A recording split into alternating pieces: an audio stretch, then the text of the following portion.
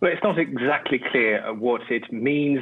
What we know, what I can tell you is that President Felix Tshisekedi cites Article 85 of the Constitution, which states that, I quote, if severe circumstances immediately threaten the independence or integrity of the national territory, then the president may proclaim a state of siege or a state of emergency. Now, of course, the government hasn't said exactly what this measure would entail.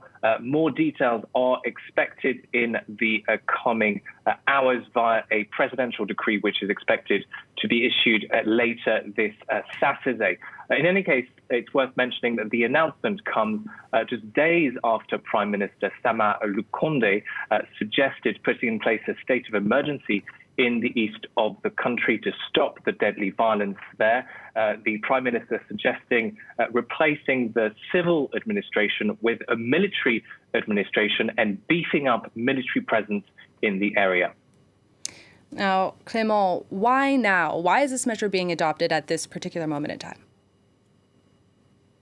Well, there have been almost daily protests in North Kivu and in Ituri since the beginning of April, particularly in the cities of Bunia, Beni, Butembo, and Goma. These protests have at times been violent, and they've drawn hundreds or thousands of protesters demanding an end to insecurity in the east of the country, demanding an end to the bloodshed, and also some accusing the MONUSCO, the UN force in the Democratic Republic of the Congo, and the Congolese army of failing to protect them. Now, it's worth highlighting, as you mentioned, that the region has indeed been plagued by decades of chronic violence and instability. An estimated 122 armed groups are said to be operating in the region. Some of them are accused of carrying out